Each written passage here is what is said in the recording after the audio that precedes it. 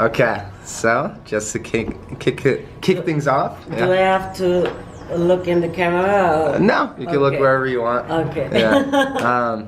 But yeah, just to kick things off, like, what's your name? Where are you coming from?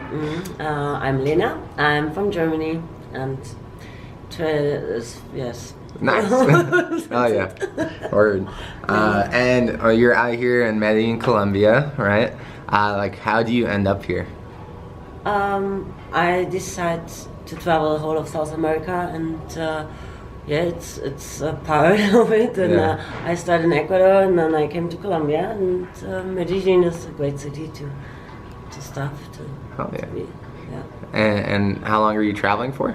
I don't have plans. I never have plans, and I quit my job and my flat, and I just left Germany, and I'm gonna travel for 2-3 years. I don't know. If I don't want to travel anymore, I stop it. But right now, yeah. And have you traveled a lot in the past?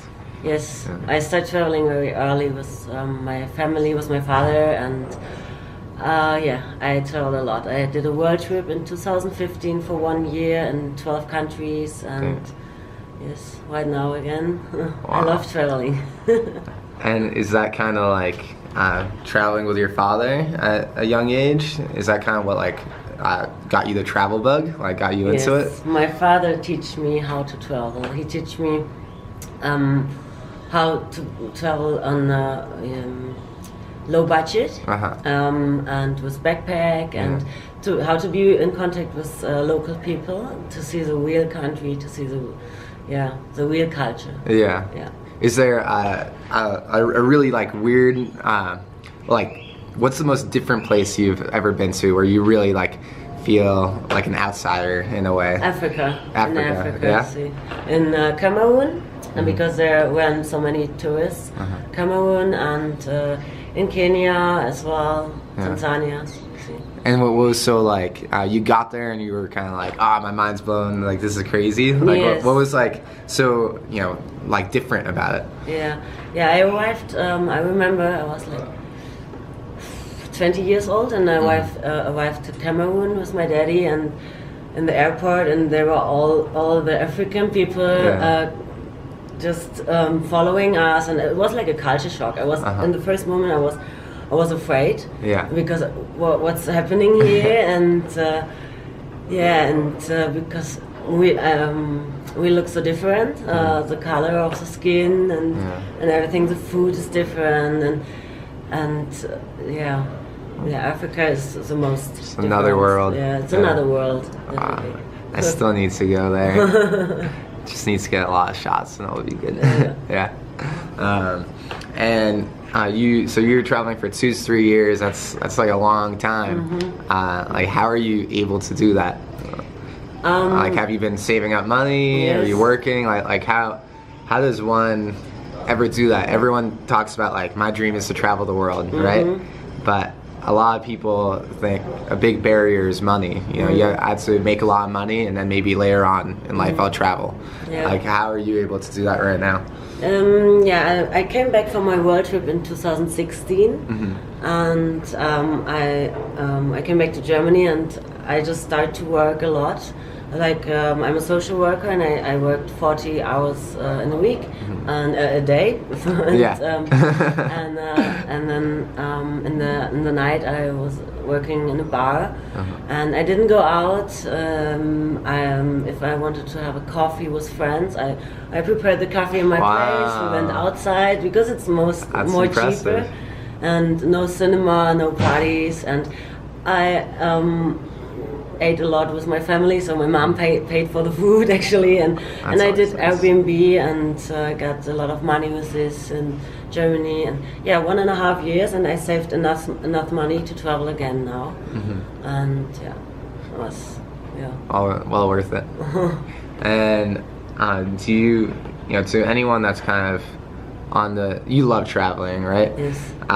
Anyone, so as an American, probably me and Gabe, we've by far traveled the most out of any one of our friends. Most of our friends are from Boston, have stayed there. A lot of them don't have a passport. They're not gonna travel. To anyone that's kind of on the fence of like a big, let's say 6-month trip, or extended period, like what would you tell them if they're like, should I do it? Like, is it worth quitting my job? Like, is it not? I always, it's the best thing you can do in your life, because if you want to enjoy your life, do whatever how you feel, and it's so much freedom. Freedom is, for me, it's the most important thing in the world. It's freedom. It's the best, and it's so you learn a lot if you travel, and it's like study. You learn about cultures, about nature, about food, about people, about relationships, and social things. And I always recommend to do it, because before my world trip in 2015, I was a bit different, but after I changed a lot. I'm so open, and I love my life. I love to enjoy little things. If it's just a bird flying there, and I follow the bird, and I'm so happy with this, just to see the bird and to see people around, and it's like you're going out of the system, and you see another world, and it feels free. Yeah. And it's just like, I feel like within such a short period of time, it's kind of like a catalyst, It's when something's sped up. Like, I feel like you grow so much more than like you grow more in 3 months than you do in 5 years. You know, like I already learned so much about myself. And I started actually before, when I didn't travel that much, and I was different, and I started to love myself. I love myself so much, and if you love yourself, you can give love to everyone. Yeah. So yes. Very awesome. And do you have a favorite hostel memory from the last couple months? A favorite hostel that you've stayed at? Yes, definitely in Cali, Kingbird Hostel. It's a very nice place, because it feels like home. The staff is living there as well, and these are very nice people.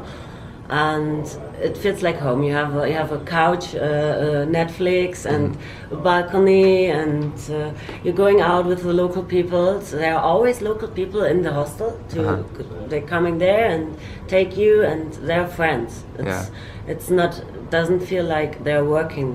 It's more friendship, and Kingbird is the best one. Very cool.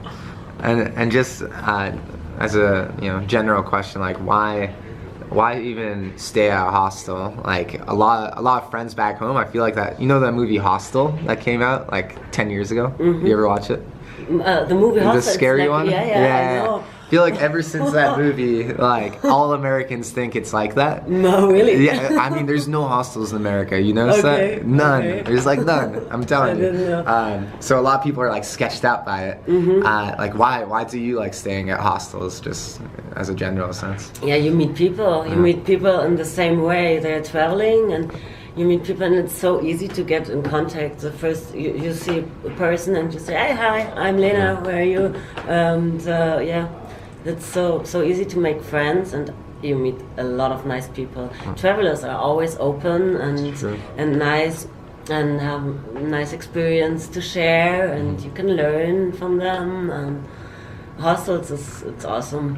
Hostels stay in are a the hostel, best. and it's always important, if you travel for a long time. It's important to feel home sometimes.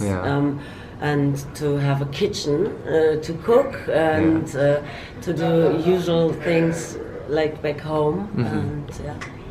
And speaking of meeting a ton of people, like where one of the most interesting people you've met in your travels? Yes, I've been in Mexico. I was working there for 2 months, and I met this couple.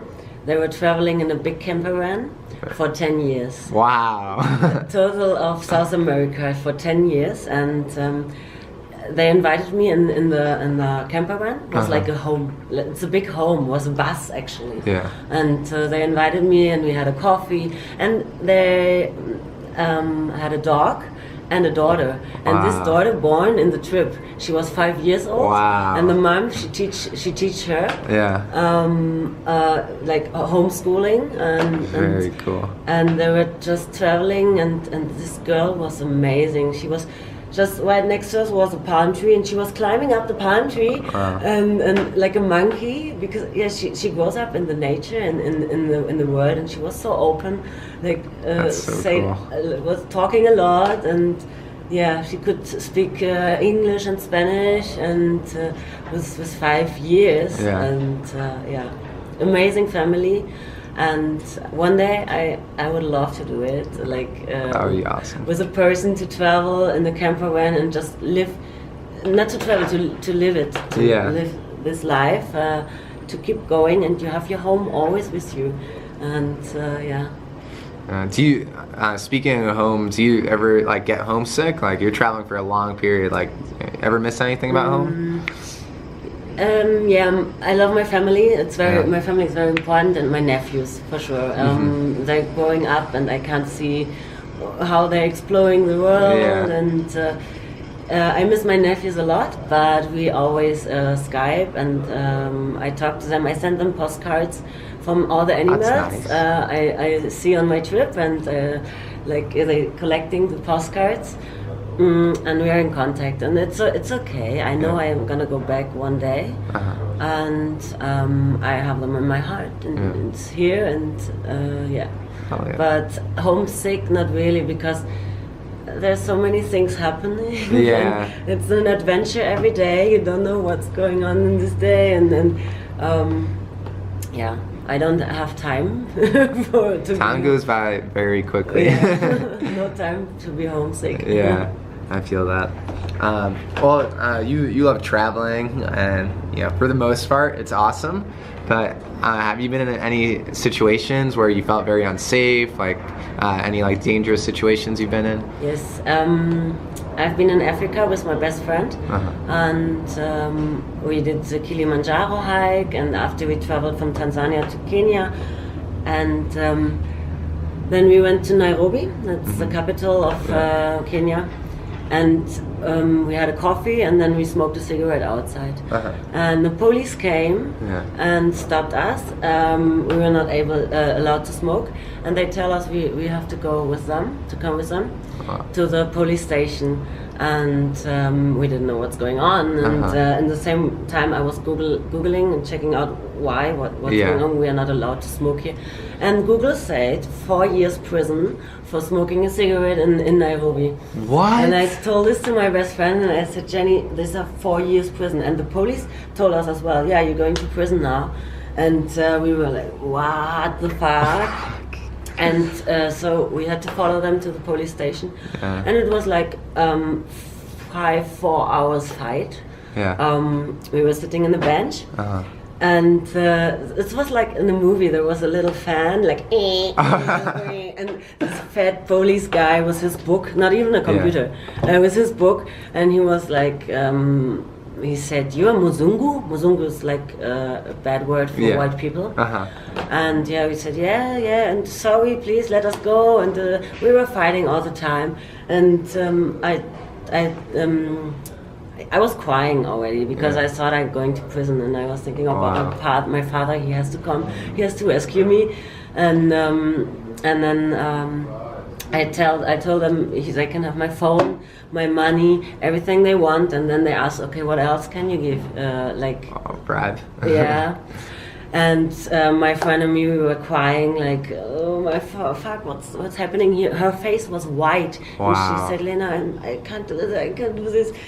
So in the end, we paid them. They were very corrupt. You have to pay them. How much? And wasn't that much.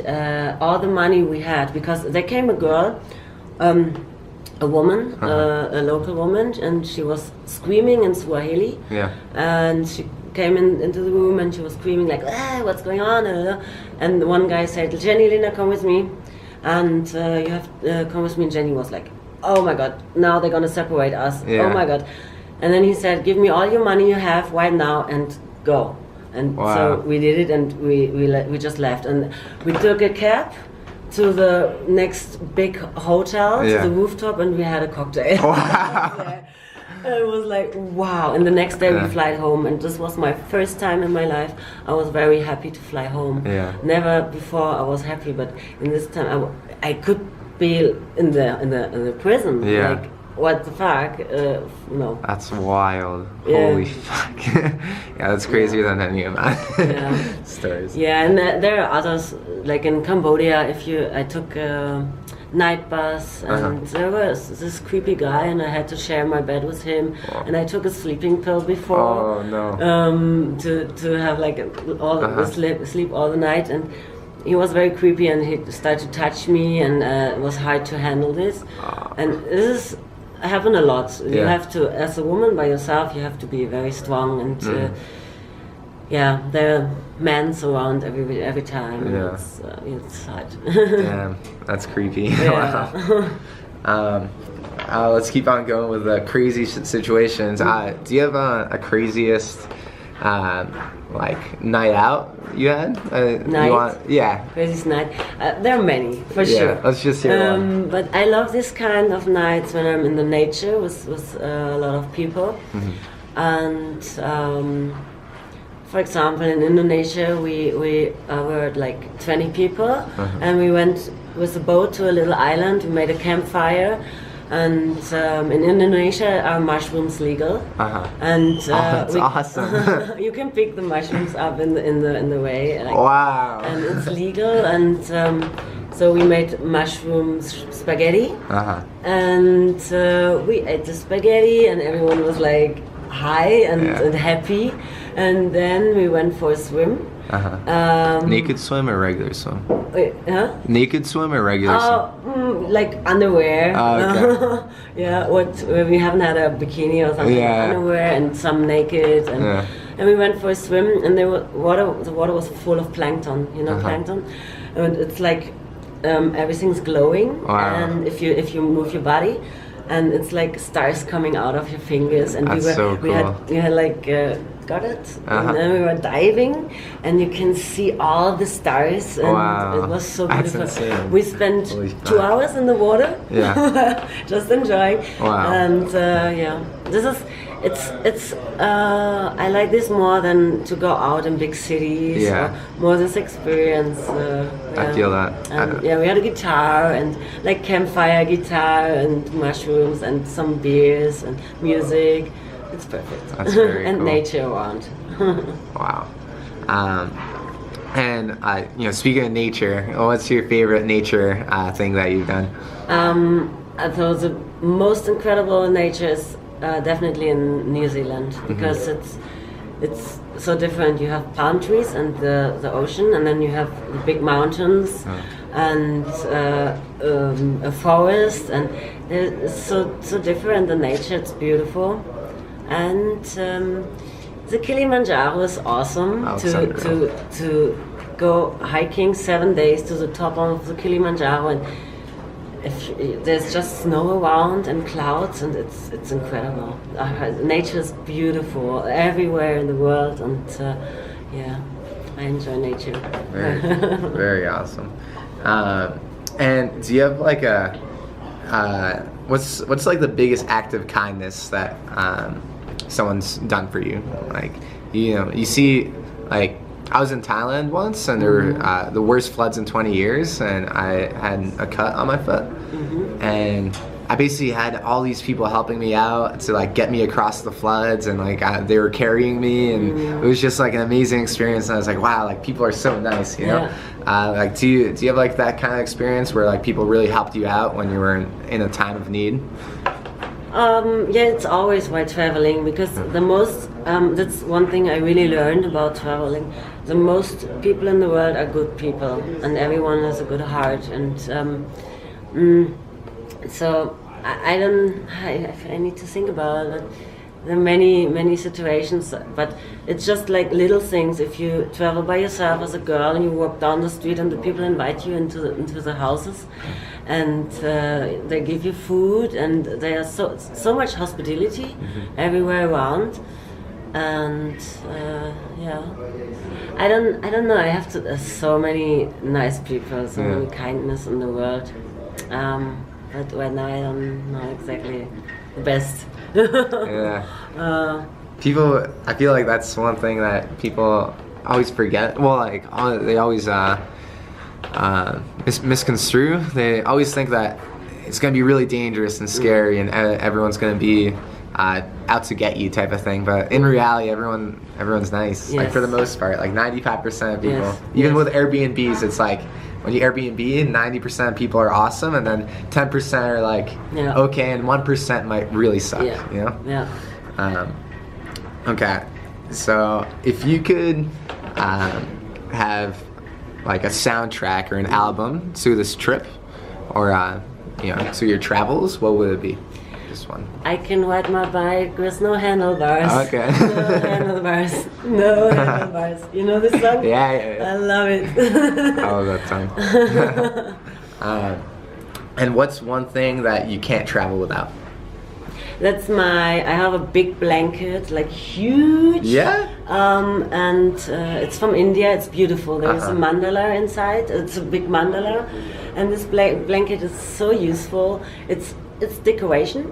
It can be a blanket, it can be a towel. It's so useful. Every hostel I use my blanket because I feel like home a bit. It's my blanket, and it's useful for everything.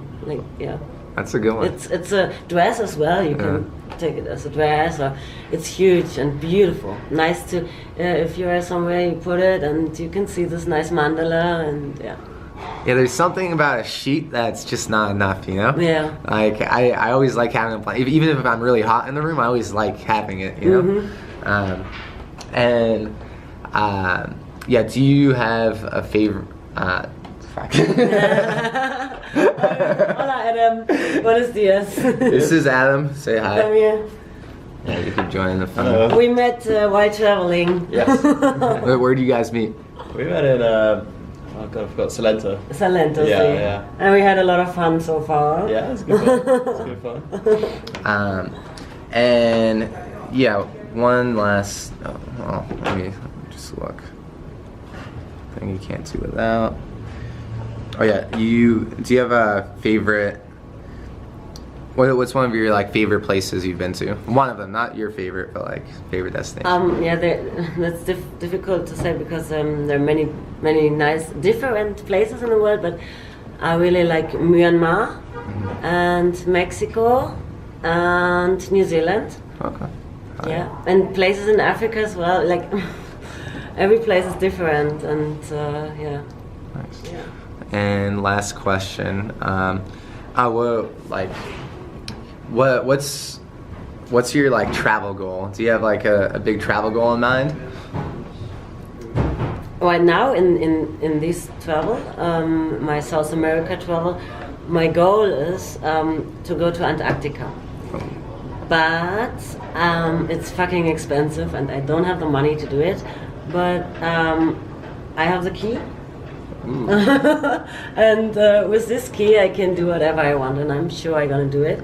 I'm gonna ask, I wanna go to Argentina in the end of my travel, to Ushuaia, and from there all the boats to Antarctica starting, and I want to ask if I can work in the boat. I can cook, I can educate kids, I can clean, I can do hard worker stuff, and maybe they're gonna take me for free if I work on the boat.